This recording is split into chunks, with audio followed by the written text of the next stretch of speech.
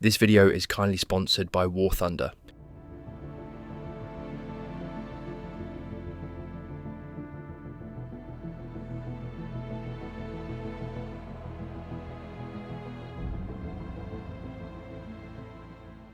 I was a Gefreiter in the 299th Infantry Division. We were stationed near Kharkov in the winter of '43, dug into trenches so frozen we had to break the ice to piss. That's when we first fought alongside the Waffen SS. I believe it was men from Das Reich.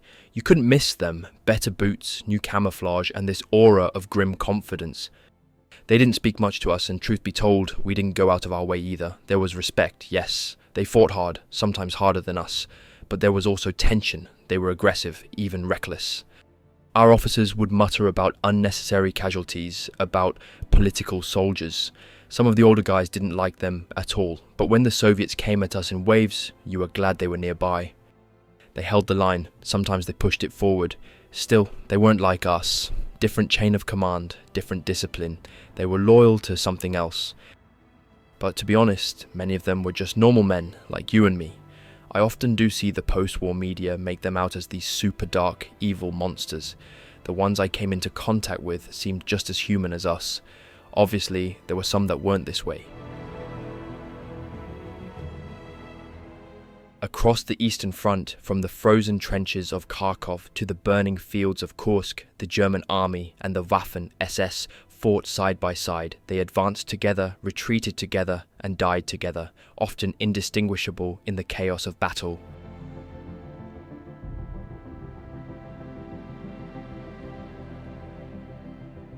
But beneath the surface, there were tensions, different command structures, different values, and a growing rivalry between the old professional officer corps and the politically charged formations of the SS.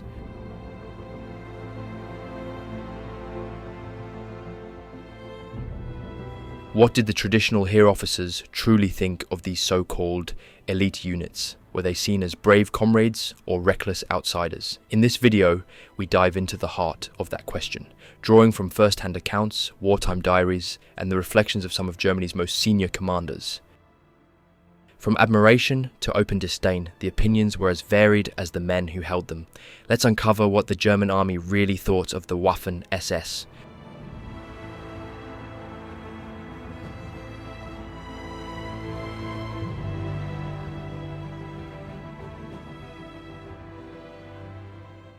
The Wehrmacht was built on centuries of German and Prussian military tradition. After Germany's unification in 1871, the standing army became the backbone of the state, led by conservative Prussian officers who upheld strict discipline and military honor.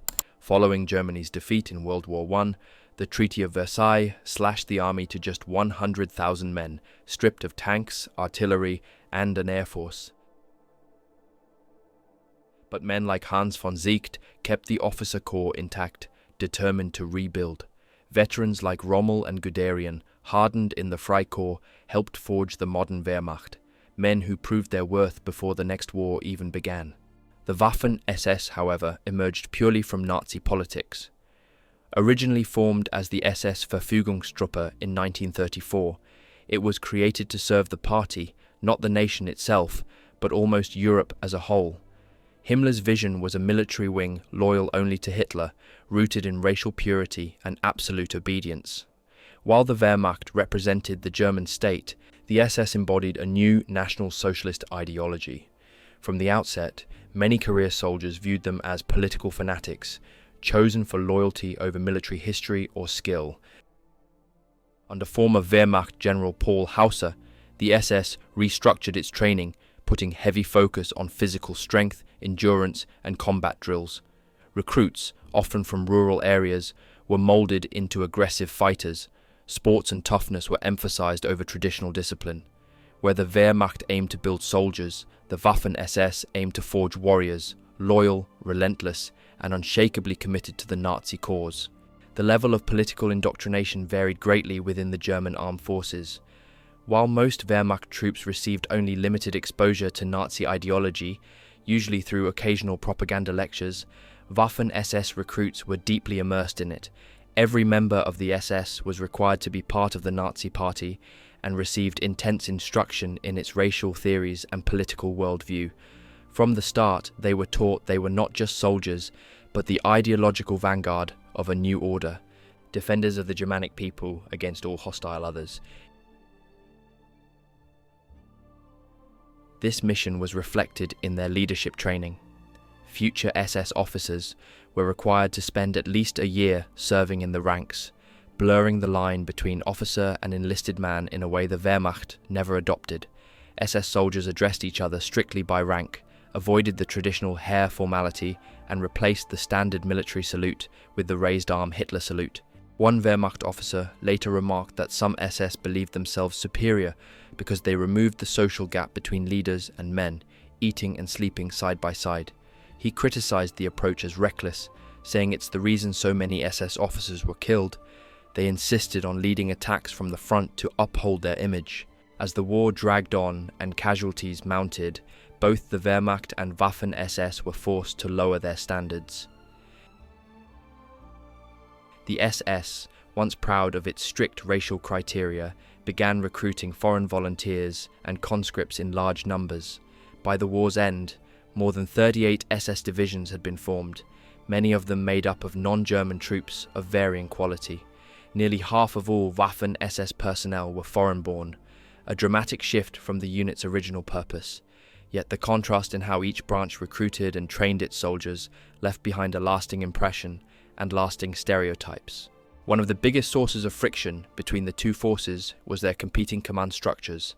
In the Wehrmacht, the traditional chain of command ran through the Oberkommando der Wehrmacht, or OKW, a system built on centuries of German military order. Promotion was earned through time in service, performance, and competence. In contrast, the Waffen SS operated under a parallel structure. Although its units fell under the OKW for battlefield operations, administratively they answered to the SS main office and ultimately to Himmler himself. This dual authority led to constant power struggles. Wehrmacht generals often resented not having full control over SS units fighting alongside them. Disputes frequently arose over priorities in battle, logistics, and resource allocation. One German general captured by the British recalled how the SS often had large reserves of fuel and ammunition, which they sometimes shared with army units.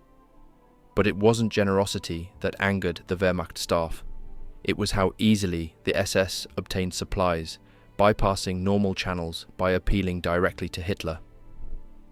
This favoritism bred resentment, especially as the Waffen SS expanded from a small elite guard to a sprawling military force complete with tank divisions, artillery units, and support staff. Many in the regular army viewed this growth as a direct challenge to their authority and tradition. Their fears weren't unfounded. Himmler had ambitions to see the SS become Germany's dominant military force.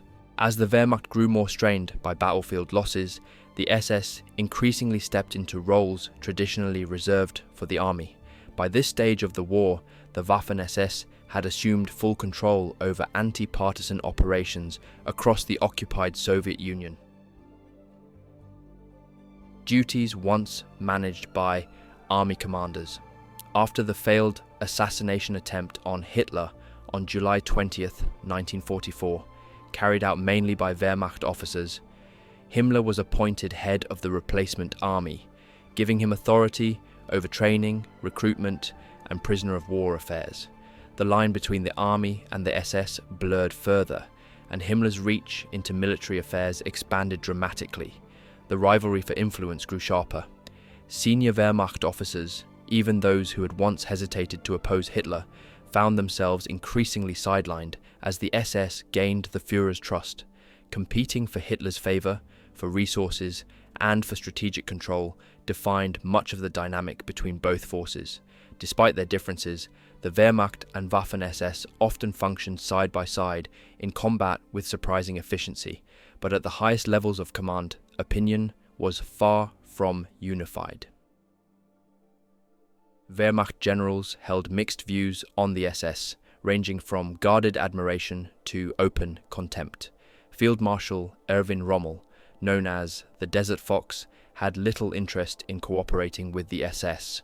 When tasked With organizing Hitler's personal military security early on, Rommel intentionally excluded SS units. Hitler appreciated the gesture and granted Rommel rare freedom to manage his forces independently. Even while leading campaigns in North Africa, Rommel continued to reject SS participation. He saw their focus on ideology as a weakness, not a strength, and viewed political loyalty as a poor substitute for sound military training. A quick shout out to today's sponsor, War Thunder, the most detailed military vehicle combat game you'll ever play, and totally free on PC, PlayStation, Xbox, and mobile. In War Thunder, you can take command of over 2,500 tanks, planes, helicopters, and ships, from old 1920s biplanes to modern jets and main battle tanks, across 10 nations, all packed with incredible detail. It's not just health bars, every hit matters. With War Thunder's advanced damage system, shells smash through armor, take out engines, ammo racks, or the crew, just like real life. And when a critical hit lands, you'll see exactly what happened with a slick X-ray view. They've even launched a brand new mobile version, so you can jump into huge ground, sea, and air battles anywhere. Play it your way: quick, fun arcade, more tactical, realistic, or hardcore simulator for the ultimate challenge. Deck out your vehicles with tons of camouflages and historical markings, and it all runs smooth even on low-end rigs thanks to their custom Daegor engine. So dive in now for free using my links in the pinned comment or description. New and returning players on PC and consoles also get a massive bonus pack: premium vehicles, the exclusive Eagle of Valor decorator, 100,000 silver lions, and 7 days of premium. It's only for a limited time, so grab it quick. General Heinz Guderian, a pioneer of modern mobile warfare, had a more nuanced view. He recognized the Waffen SS as capable in combat and respected their discipline on the battlefield. Guderian acknowledged that some SS divisions were well prepared and fought effectively, but he opposed the broader SS organization, particularly its political arms like the Gestapo and Allgemeine SS, which he believed siphoned off men and resources from the front lines. His concerns were echoed by many senior officers who distinguished between the battlefield performance of certain SS units and the wider Nazi apparatus they belonged to. Field Marshal Erich von Manstein's relationship with the SS was more complex.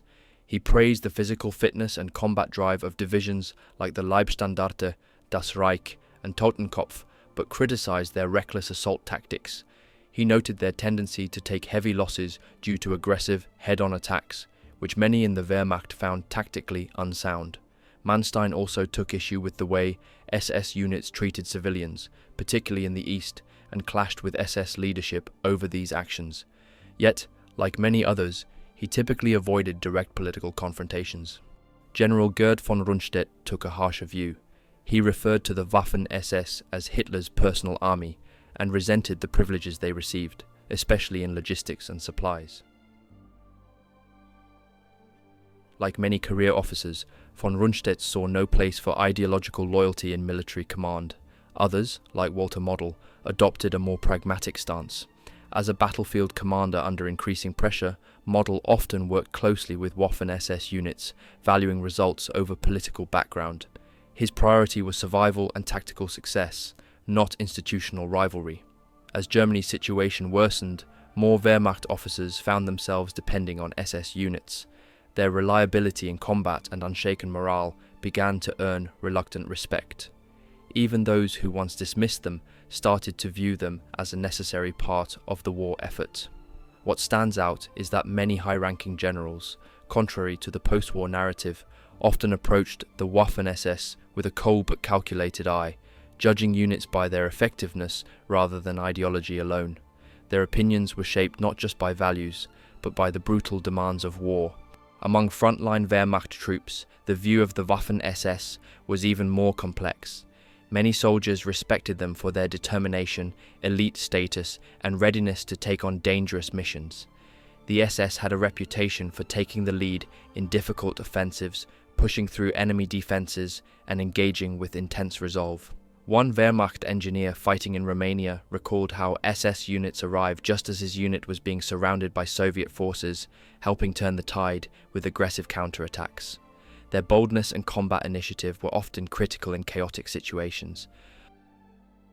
Latvian SS volunteer Mintauts Blosfeld recalled the desperate battles in early 1944 on the Eastern Front, as his unit was rushed from one crisis point to the next across Russia and Ukraine.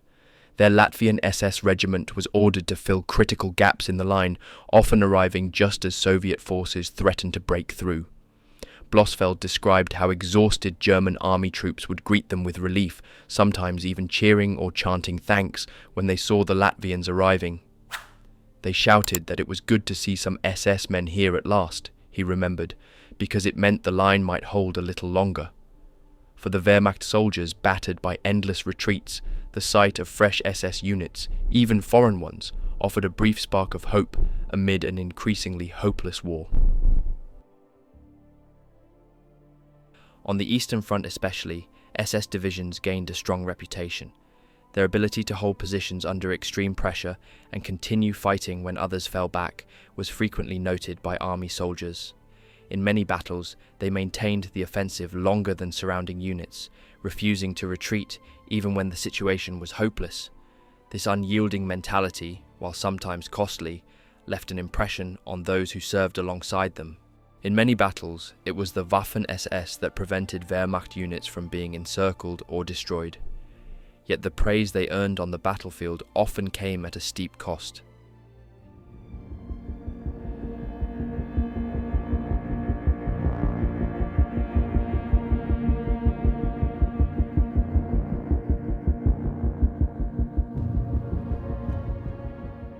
We were pulled into the fighting west of Budapest in late 44.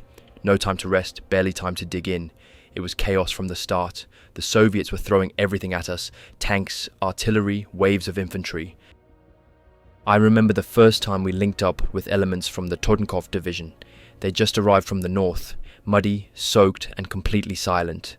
Not one of them said a word unless ordered.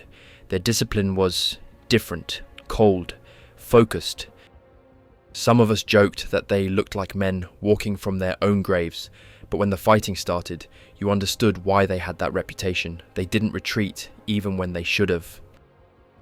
They held crossroads that we had long written off. I saw them fire Panzerfausts at T-34s from cellars, alleys, even behind burning trams. The problem was, they held too long. We tried to tell them to fall back during one Soviet push near Bixke, but they ignored us. Most of them were overrun or killed. That was the difference. We fought to survive. They fought like they had something to prove. Brave? Yes, but it wasn't the kind of bravery I ever wanted.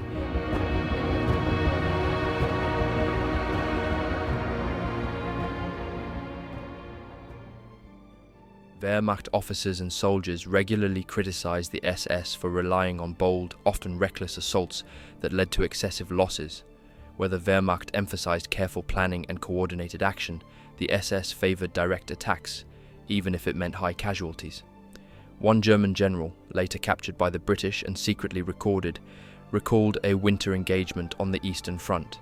After a Soviet breakthrough near his sector, he ordered a defensive line to be formed. Part of that line included an SS company of roughly 175 men equipped with machine guns and a few mortars.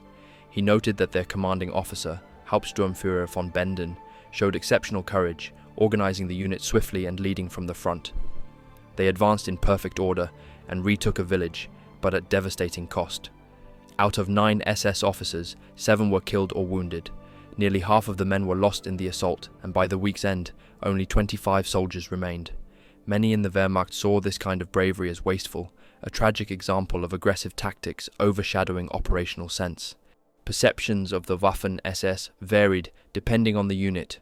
Corps divisions like Leibstandarte Adolf Hitler, Das Reich, and Viking gained reputations for skill and endurance. Foreign SS units, however, often lacked the same discipline and effectiveness, leading to mixed results on the battlefield. On the Eastern Front, ideological conviction sometimes united Wehrmacht and SS units against a shared enemy, but on the Western Front, after D-Day, many Wehrmacht officers disapproved of the SS's ruthless conduct. Over time, as conditions worsened and the demands of war increased, the differences in how they fought narrowed. Adaptation became essential. Still, the deeper divide wasn't just tactical, it was cultural and ideological. Resentment over resource distribution was constant. Wehrmacht soldiers frequently complained that the Waffen SS received better equipment, faster replacements, and newer weapons. When Panther and Tiger tanks were first introduced, elite SS units were prioritized, while regular army formations were left operating outdated models like the Panzer III. One tank commander later commented bitterly that while SS units got the latest technology, his unit was still waiting for replacements. The Waffen SS even had its own logistics system, separate from the Wehrmacht's, making them more self-sufficient in critical areas. This divide grew more visible as shortages deepened late in the war. Even medical treatment favored SS troops, who were more likely to receive timely care and better conditions in hospitals. Training programs followed the same pattern. SS training centers were typically better funded and staffed than those of the army. While Wehrmacht units were forced to send barely trained conscripts into combat, SS units continued to receive more thorough preparation. Decorations and promotions were another sore point. Many Wehrmacht officers believed, rightly or wrongly, that SS soldiers were promoted and awarded more quickly, further fueling tension. These disparities in recognition and supply made joint operations difficult, especially when ill-equipped army units had to fight alongside fully supplied SS formations. Toward the end of the war, as Germany's war economy collapsed, the imbalance became even more obvious and damaging. The root of this divide was not just logistical, it was ideological. The Wehrmacht, despite having many Nazi sympathizers, had existed long before Hitler and largely retained its traditional military identity. While many officers supported the regime, the army as an institution avoided full political alignment. Merit, discipline, and battlefield experience mattered more than party loyalty. In contrast, the Waffen SS was born out of the Nazi worldview and was designed to serve that ideology above all. Every SS recruit was required to be a Nazi party member, and political indoctrination was central to their training. Himmler envisioned the SS as guardians of a racial and ideological mission, not just as fighters.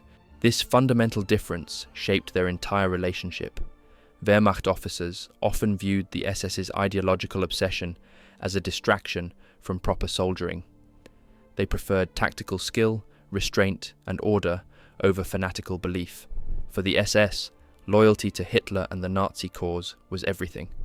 This ideological gap between tradition and fanaticism defined the rivalry and the uneasy cooperation between the two pillars of Hitler's military. A Wehrmacht officer once remarked privately that while the SS followed orders from Hitler and the Nazi Party, the army believed it was defending Germany itself, two commands that often overlapped but weren't always the same. Though not all agreed with that statement, it reflected a deeper mindset within the Wehrmacht. Many of its soldiers believed they were serving their country, not just its regime.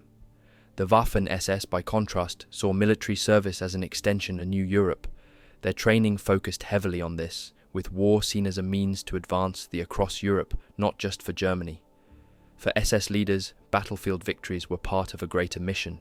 This deep ideological divide shaped how the two forces behaved. Waffen SS actions often went far beyond standard military duties, driven by political fanaticism. While both the Wehrmacht and SS committed crimes, particularly on the Eastern Front, researchers have found the SS displayed more extreme cruelty and ideological violence. As Germany's war fortunes collapsed, these divisions sharpened.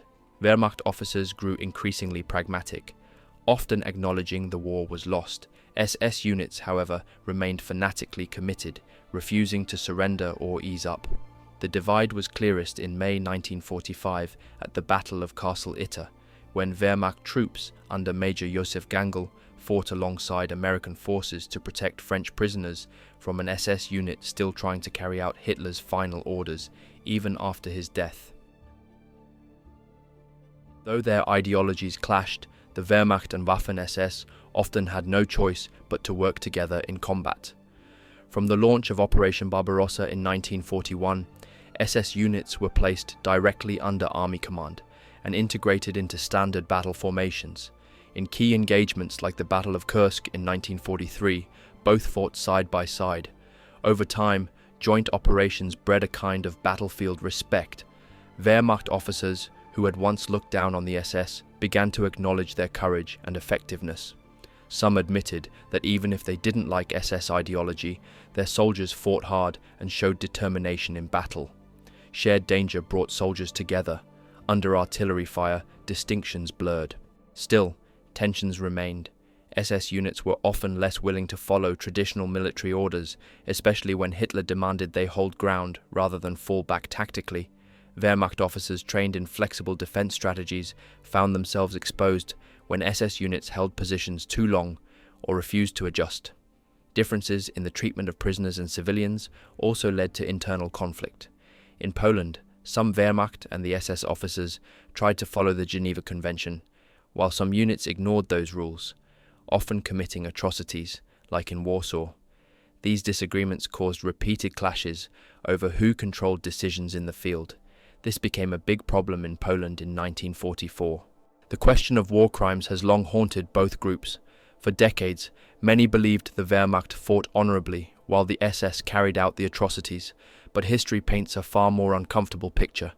The Waffen SS committed some of the most notorious crimes of the war, such as the execution of 84 American prisoners at Malmedy and the slaughter of over 600 civilians at Oradour-sur-Glane.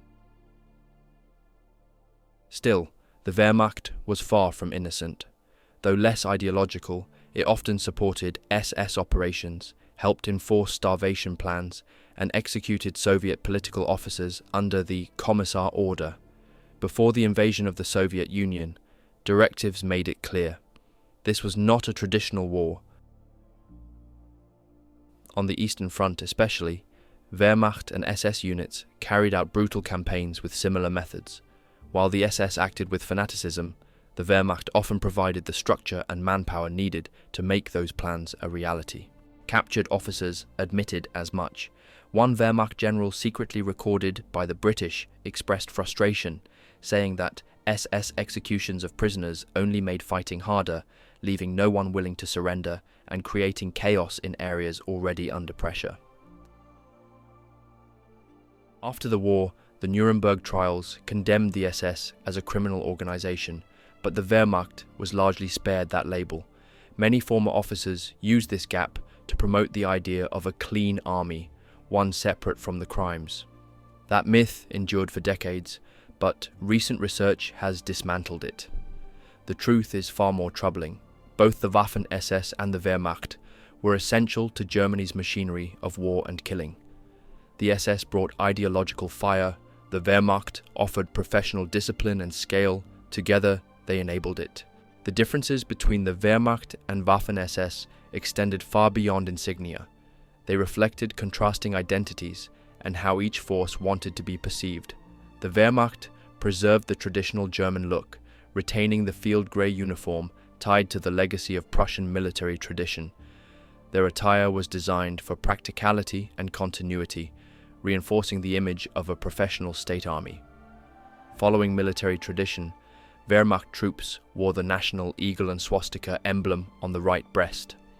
As one veteran recalled, they didn't truly feel like soldiers until they wore the uniform, something that symbolized order, structure, and duty. Early SS uniforms, in stark contrast, appeared more ceremonial than combat-ready. Dressed in black, the SS initially looked more like a political spectacle than a military force. The Waffen SS later adopted field grey like the army, but with significant modifications to reflect their elite and ideological identity. Their emblems were positioned differently. SS men wore their national symbol on the left arm instead of the chest. Rank insignias broke from Prussian convention, using SS runes on the collar tabs in place of the Wehrmacht's Litzen. Members of the Totenkopf formations, who ran concentration camps, wore the skull and crossbones insignia instead of runes. One of the most visible battlefield distinctions was the early adoption of camouflage. The SS began issuing camo smocks as early as 1937, pioneering patterns designed for concealment in the field. Initially, the Wehrmacht resisted this, holding on to its traditional image, though some units, like snipers and tank crews, quietly adopted camo as well. One captured Wehrmacht officer, secretly recorded by Allied intelligence, mocked SS soldiers for riding around in spotted coats and behaving less like soldiers and more like hunters, but admitted they were harder to spot in combat. By late 1944, practical battlefield demands forced the Wehrmacht to follow suit, and camouflage became widespread. Another key distinction was the SS blood type tattoo, inked on the left arm of every SS soldier to assist medics. After the war, this mark became a liability, as Allied investigators used it to identify and arrest SS veterans. Both forces used standard German infantry weapons, bolt-action rifles, submachine guns, and machine guns, but the SS often received newer models and better equipment first. The elite Waffen SS divisions were early recipients of the Tiger tank in late 1942, followed by the Panther. These state-of-the-art armoured vehicles were frequently distributed to SS formations before regular army units. This policy caused deep frustration among Wehrmacht tank crews, who found themselves still operating outdated Panzer IIIs while the SS rolled into battle with top-of-the-line machines. Orders from above made it clear which units were prioritized. SS troops were also issued warmer uniforms and better boots, essential in the Russian winter, where proper gear often meant the difference between combat readiness and frostbite. Though both organizations awarded Iron Crosses, Knight's Crosses, and other honors, the Waffen SS had exclusive symbols of prestige like the SS Honor Ring and Honor Sword, reinforcing its identity as a separate elite. These visual and material differences serve to highlight the growing divide between the two forces. United in battle, but divided in role and identity. When it came to foreign recruitment, the differences were even more telling. The Wehrmacht approached the matter cautiously, grounded in German nationalism and hesitant to accept non-Germans. In the early years of the war, the army remained almost entirely German. By 1942, manpower shortages pushed the Wehrmacht to incorporate Soviet prisoners and volunteers into Eastern battalions, mostly for guard duty or anti-partisan roles. These units were kept apart from regular formations and were widely distrusted by German officers. One captured Wehrmacht general remarked that foreign soldiers had little stake in Germany's cause and couldn't be relied upon for meaningful combat. The Waffen SS took a radically different approach. As early as 1940, it began recruiting Germanic volunteers from occupied Western Europe.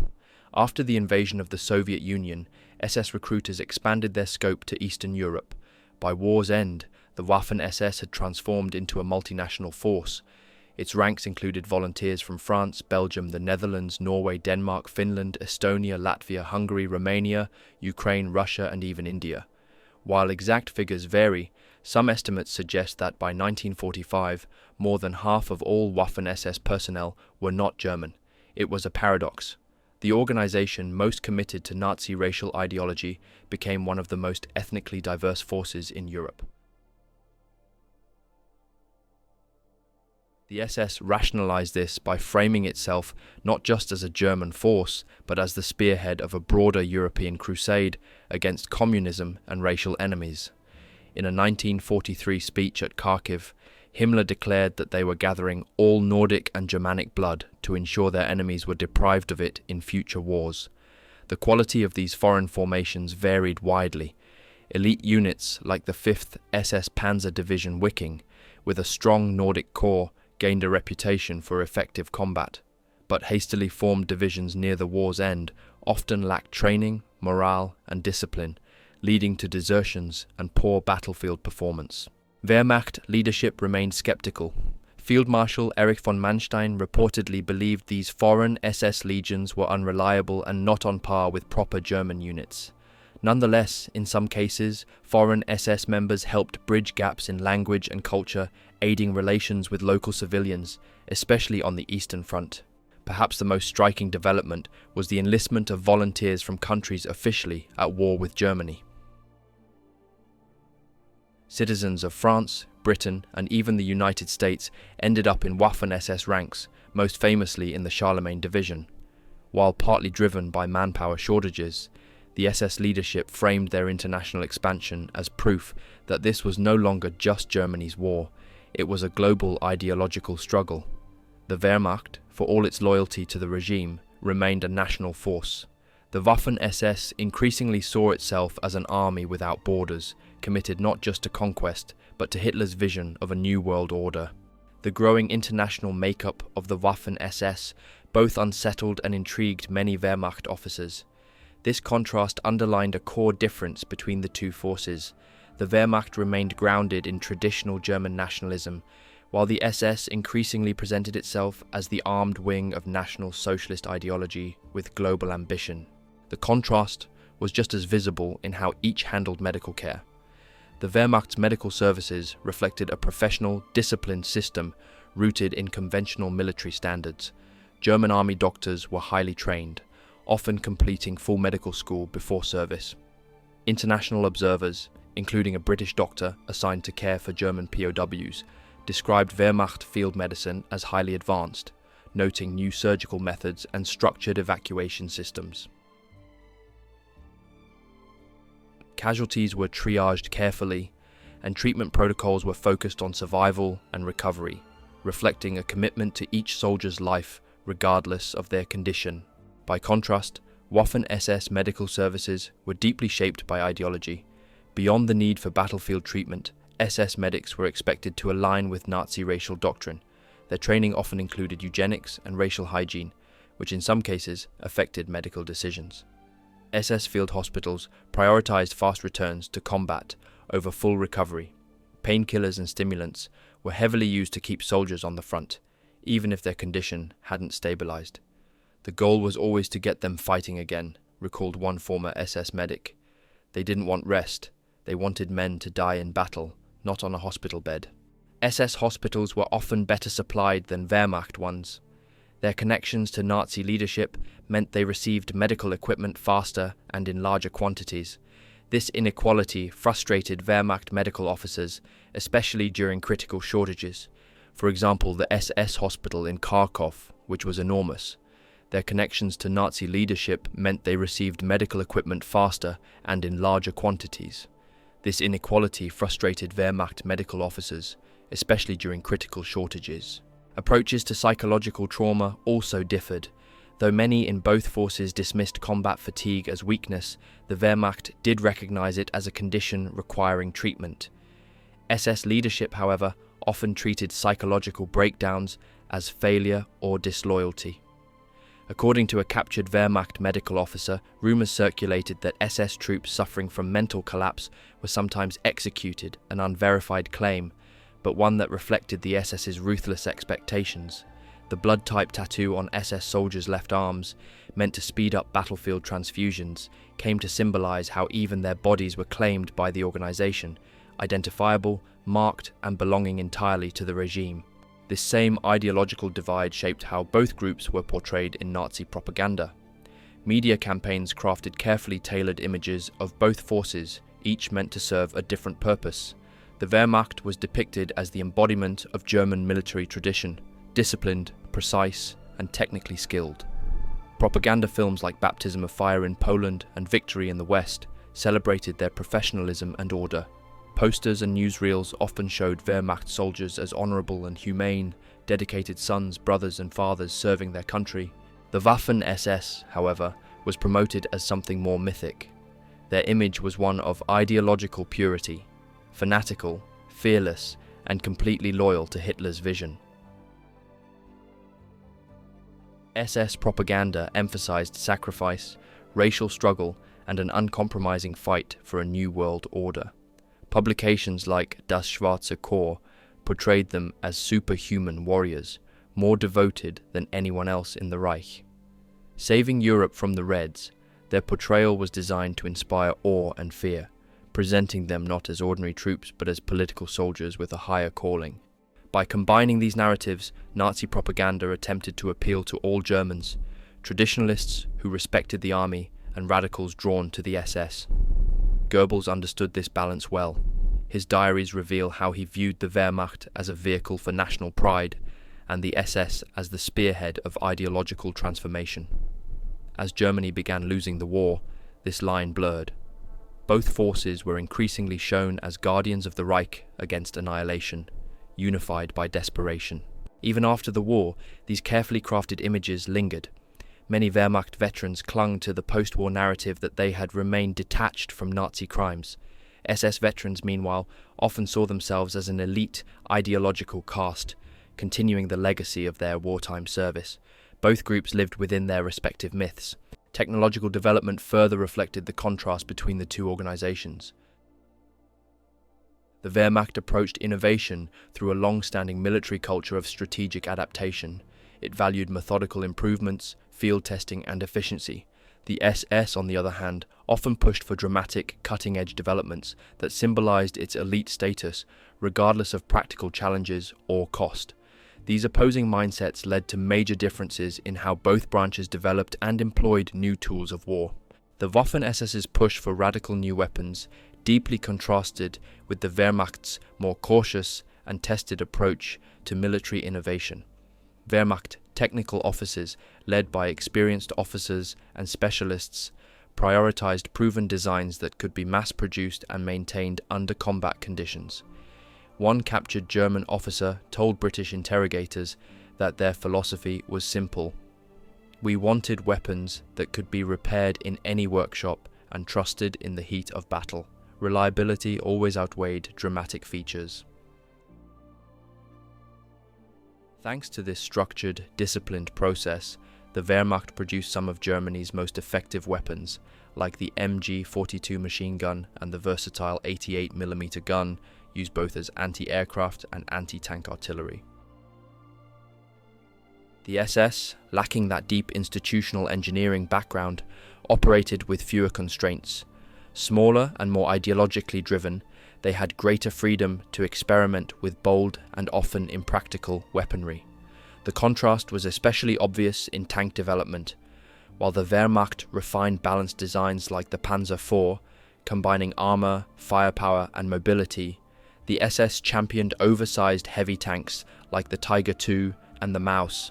One army tank officer grumbled that the SS seemed more concerned with building intimidating machines than functional ones, adding, "We needed workhorses, they wanted monsters."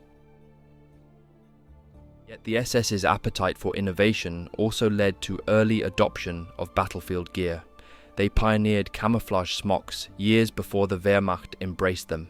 The SS also introduced more ergonomic carrying systems and improved helmet designs, often responding faster to practical needs.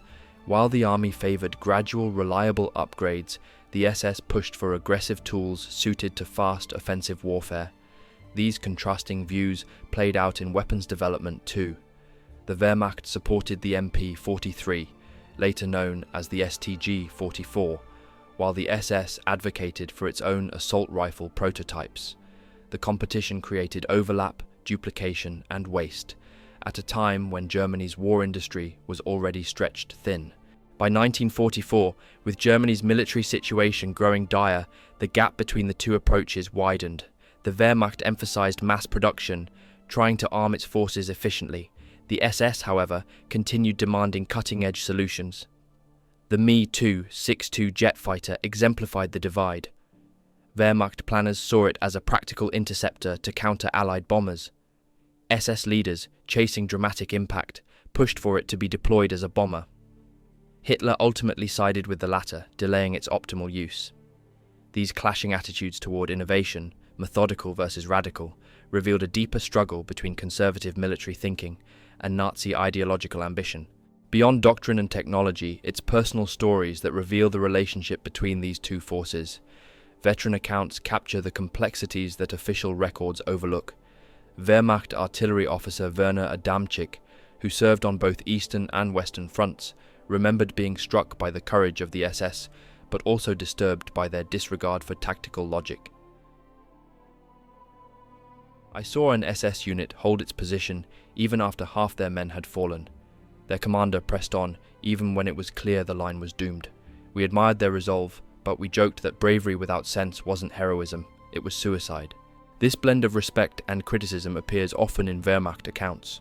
While army officers aimed to preserve manpower, the SS welcomed sacrifice as proof of ideological devotion. Otto Weidinger, an SS commander, offered a different view. Our role was to inspire by example. If leading from the front meant losing more men, so be it. When the army accused us of being reckless, they forgot who cleared the path for their advance. Relationships between Wehrmacht and SS officers were often tense. Karl Rudolf von der Besse recalled leadership meetings in France and Russia where friction was obvious. We greeted with traditional salutes. The SS raised their hands to their hearts. It wasn't just symbolic, it showed who we were. We respected each other, but there was distance. Yet in combat, practicality often overrode politics. During the brutal siege of Budapest, Wehrmacht and SS units coordinated under fire. Hans Waltersdorf recounted, "We shared ammo, rations, medical kits, whatever we had. Rank and insignia meant little when artillery was falling. We fought together because survival demanded it." Frontline interactions shaped views more than ideology. Wilhelm Fischer, a Wehrmacht soldier stationed near an SS training ground in 1943, remembered being mocked by young SS recruits for being too old-fashioned, but after facing combat together in Russia, the mood changed. Those who survived saw value in our experience. Arrogance faded quickly. Still, resource disparities bred lasting resentment. Quartermaster Erich Herpner recalled how his requests for fuel and ammunition were often denied in favor of SS formations. We fought the same enemy, but they got everything first. Panzer Commander Hans Bauer later explained how, near war's end, his unit kept 2 tanks running by cannibalizing disabled ones. Meanwhile, an SS unit nearby was handed brand new Panthers straight from the factory. It was obvious who Hitler favored, he said. Some soldiers experienced both sides. Siegfried Napper started in the Wehrmacht, later serving as a liaison with SS units. He described the Wehrmacht as a conventional military where professionalism ruled, while the SS blurred the line between political loyalty and military structure. SS officers knew every man personally. They demanded ideological conformity. Briefings on race theory were routine. That never happened in the Wehrmacht.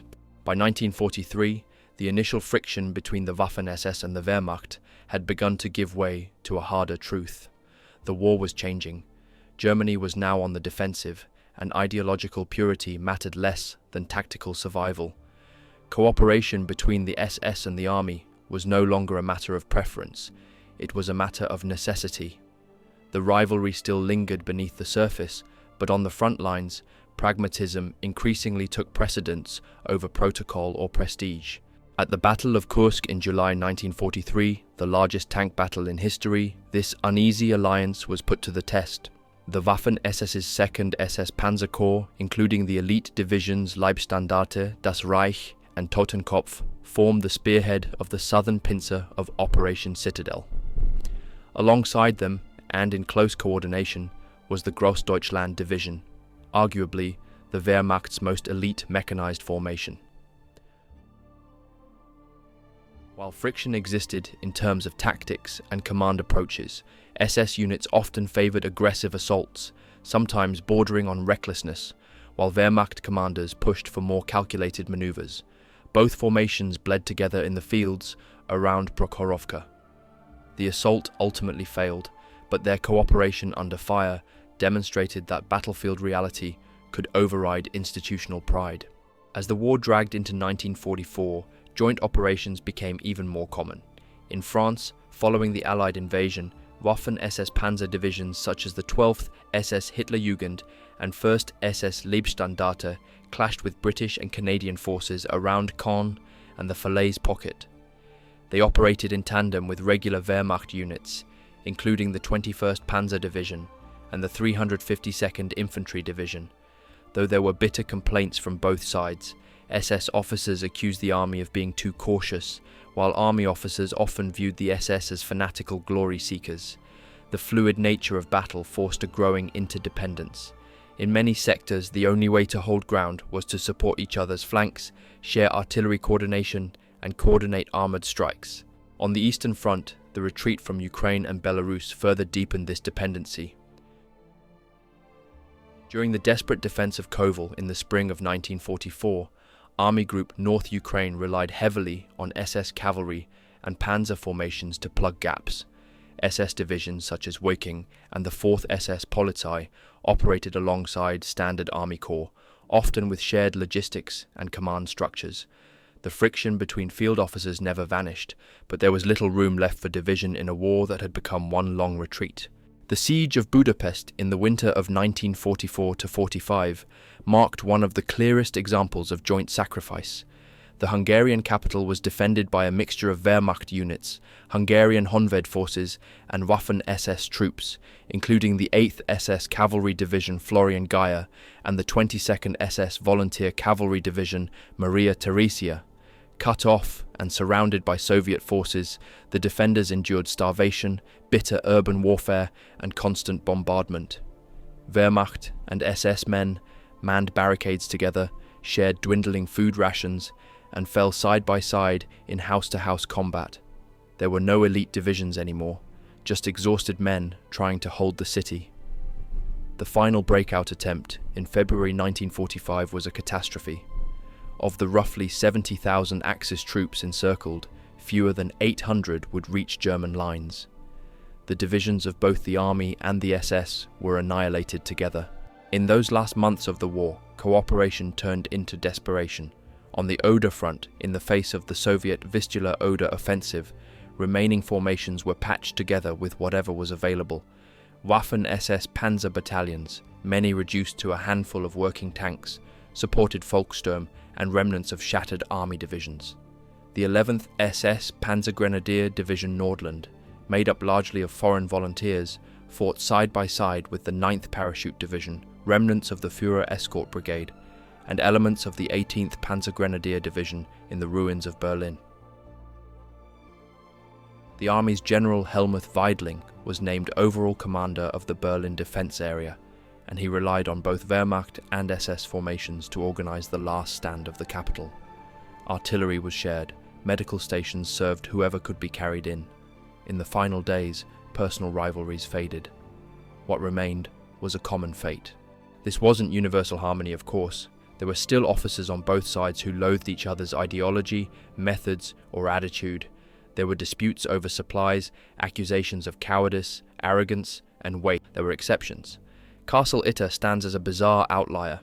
In May 1945, a group of Wehrmacht soldiers under Major Josef Gangl joined forces with American troops to defend French prisoners against fanatical Waffen SS attackers.